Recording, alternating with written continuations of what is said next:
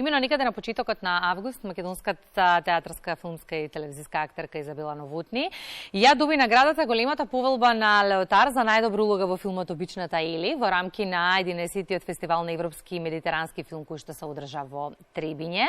Задоволство ми е ово утро да ја посакам добро утро и да продискутираме за сето она што се случуваше во Требиње. Добро утро, Изабела, и добре ни дојдовте во утринската програма. Добро утро и добре ве најдов. Големи емоции према оваа куќа влегувам и враќање на назад годините работат овде. Во приказната за осаминоста на денешниот човек кој што се губи во секојдневието се пронајдовме многумина, но жирито на 11-тиот издание на фестивалот во Требиње вас ве пронеде како најдобар актер, зашто и добивте награда.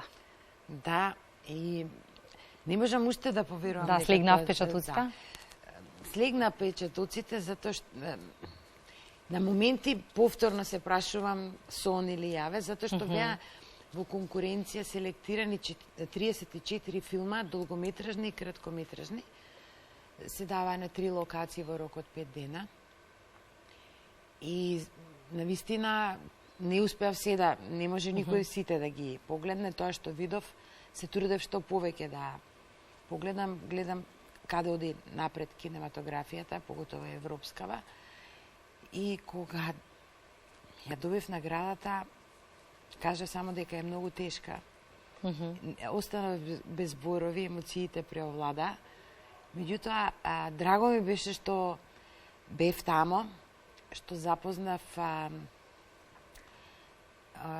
луѓе од кинематографијата, кои ја сакаат и во својата 8 деценија, би рекла, и живеат за тоа. И сите разговори на дебати беа на тема на култура, на развој на филмот, улогите, режијата и се останато што значи филм.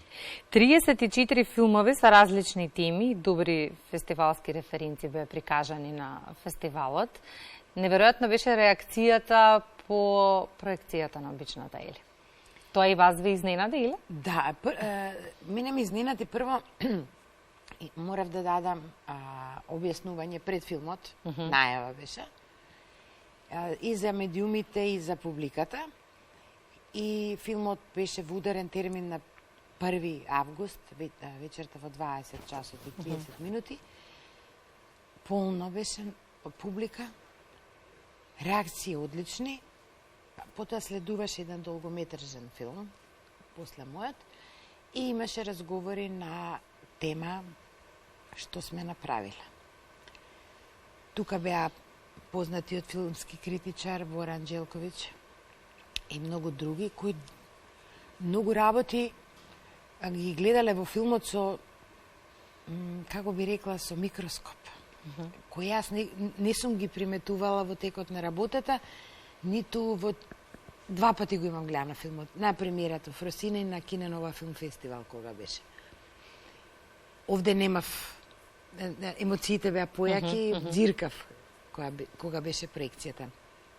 Критиките беа одлични, темата сите ги допре и уште 2-3 дена после тоа луѓе ми приоѓаа од фестивалот да ми честитат и да ме прашаат како дошло до идејата да се снима филмот.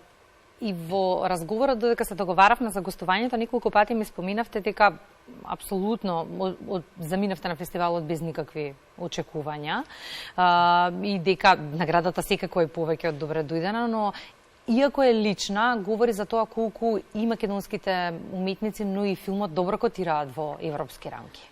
Значи, наградата, морам да кажем, е заслуга на целата екипа од Обичната Ели.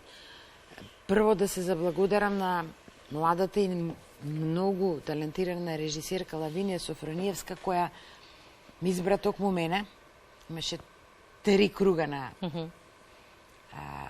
селекција и веруваше во мене. Нормално јас во неа. Владо Самуиловски, директор на фотографија и камера. Целата екипа работевме како едно семејство тие 4 дена и работевме под многу специфични услови. Само што пандемија беше така, да. Ковидот. И се работеше многу точно, многу прецизно и многу среќни бевме сите. Најверојатно затоа што верувавме во тоа што го работиме и излезе таков производ. Сценариото првиот пат кога го прочитав, реков ова сценарио како за мене да е пишувано. Што ве натера вие да влезете во приказната? Кој беше моментот кој што беше присуден за вие да се... Велите ме прифатија. Зошто вие ја прифативте обичната Ели? Затоа што се пронеда во сценариото. Сценариото, како за мене да е пишувано, како за секој од нас кој сака нешто да промени и да излезе од таа рамка каде што живее, твори, која е веќе претесна и незадоволството да го пресврда напред со задоволство. Меѓутоа, имаме моменти, ситуации каде што можеме, а не сакаме, или сакаме, а не можеме. И тука таа дилема кај сите нас постои. Дали да промениме нешто во животот или не, да останеме на тоа, таму сме несреќни.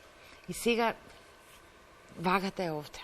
Што ќе преовладе? Ризикот на промената или останувањето во таа монотонија?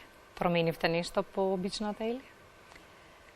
Па не знам дали променив начинот на размислување за многу работи. Меѓутоа, како да ви кажам, не си го променив мојот театар. Добра беше ли, компензираше ли добро филмот во периодот на снимањето, бидејќи отсуствуваше театарот за време на пандемија? Не можевте да работите и да комуницирате со децата, со вашата публика. Добра ли беше ова искуство како компензација за... Беше добро, меѓутоа да јас да ви кажам, нашиот театар за деца и младици само 3 месеци не работеше. Ние цело време работевме.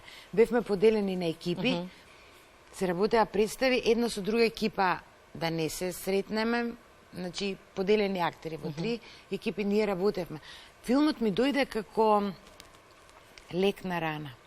Затоа што ми ја нема сцената, ја нема камерата и во право време дојде.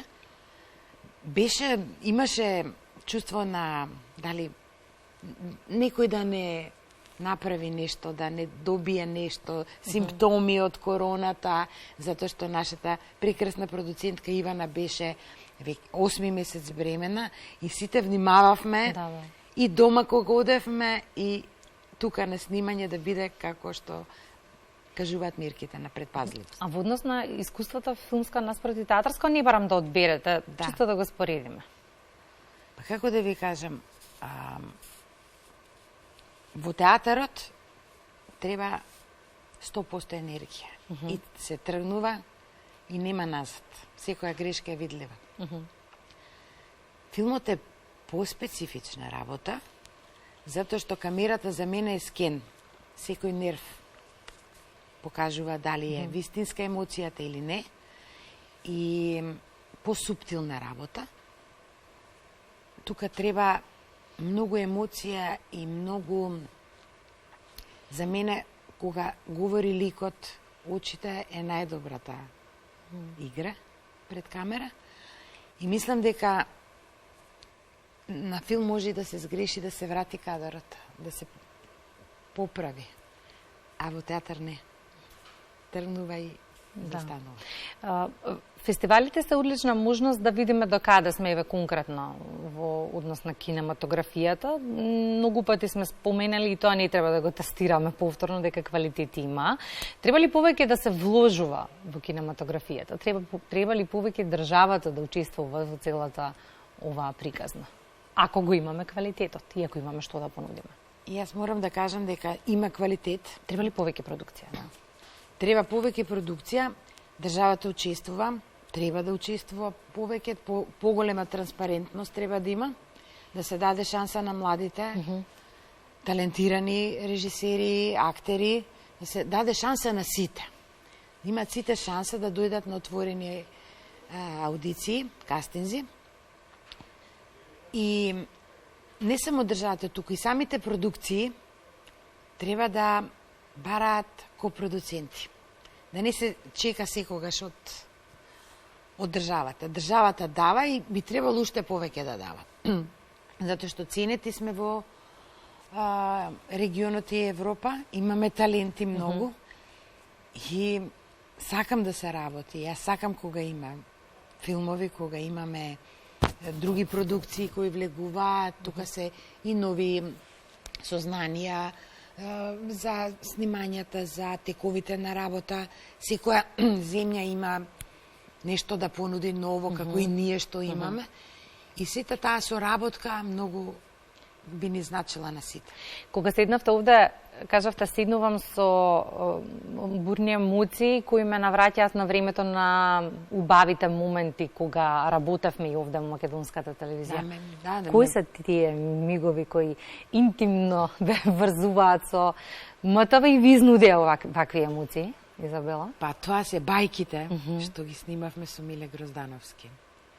Тоа се почитокот на првите народни приказни овде со Анче Джамбазова, Колозов, Мајда Тушар.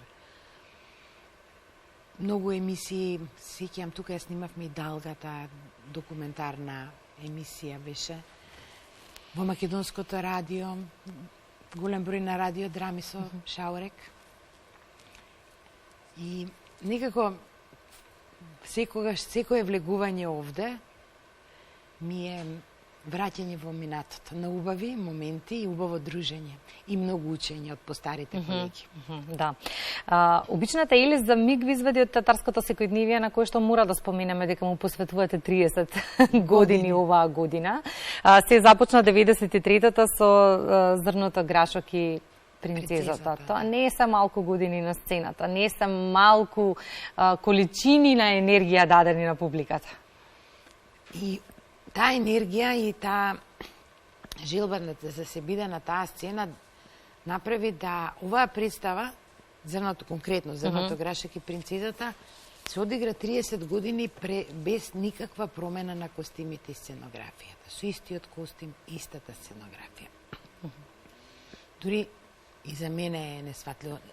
Волшебна е представата, волшебна е магијата. И токму со мојот колега Владимир Алзовски решивме да за 30 години ја предадеме на младите, затоа што таа е вечна evergreen представа која и новите генерации многу ја сакаат. Татковци, мајки кои се сега, мислам, кои ја гледале представата, кога биле деца, доаѓаат со децата да повторно да ја гледат представата. 30 години работа, продолжуваме понатаму, ете, сега од четврток ни почнува и репертарот, повторно сме на сцената, почна репертарот во театар за деца и младинци и ги очекуваме сите да бидат повторно со нас. Јавната професија не дозволува ни расположеност. Да. Младата публика особено тоа знае да го препознае и награди или казни од друга страна. Што е она што, имајќи предвид каква стресна секојдневие живееме, што е она што се уште ви дава и мотив и енергија да застанете на сцена и да се насмевнете и со полна пареа пред децата, а тие да не почувствуваат ништо, а верувам дека се што ви се случува во текот на денот и годините. Именна магија. Сите сме некако нервозни, хаотични, меѓутоа кога тргнам за себе, зборам за себе, кога ќе стапнеме на сцената, јас кога стапнем, заборам на се, влегувам во некој нов свет, тоа е чудо некое. Не можам да го објаснам. Се случува како облечениот костим ме прави друга личност.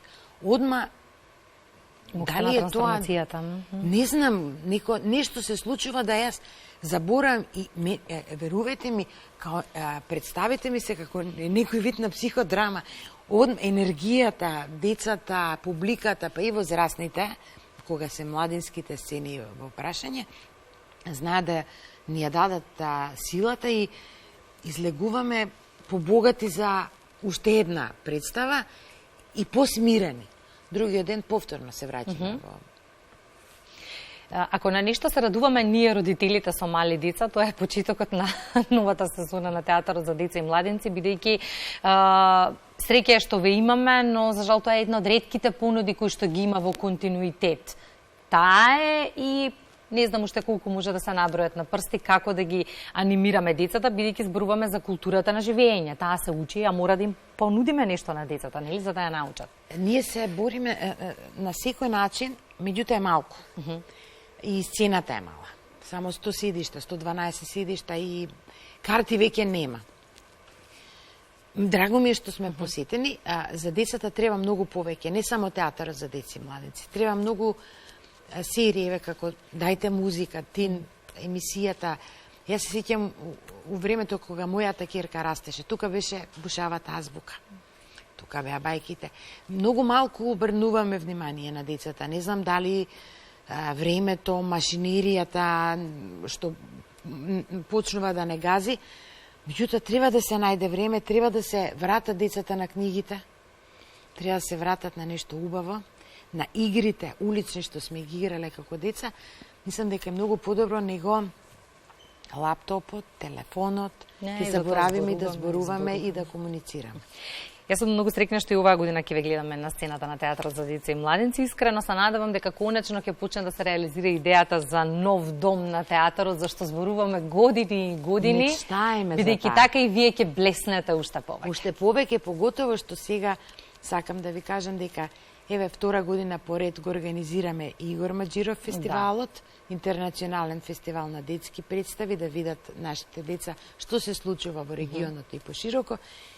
И мечтаеме се уште за сцената, не губам надеж, се надевам дека еден ден ќе ја добиеме таа зграда. Па и јавно ќе зборуваме за да стигнат пораките онаму каде што треба да стигнат. Ви благодарам многу. Благодарам од срце, Изабела, честитам уште еднаш за наградата. Посакувам да се множат и да имаме убави поводи, не недостасуваат навистина убави поводи во ова брзо секој дневија за разговор. Убави поводи и повеќе да се зборува на медиумите за убавите настани од културата, спортот, науката, за да кажеме дека има и убави работи во нашаво живење. И тоа како. Благодарам.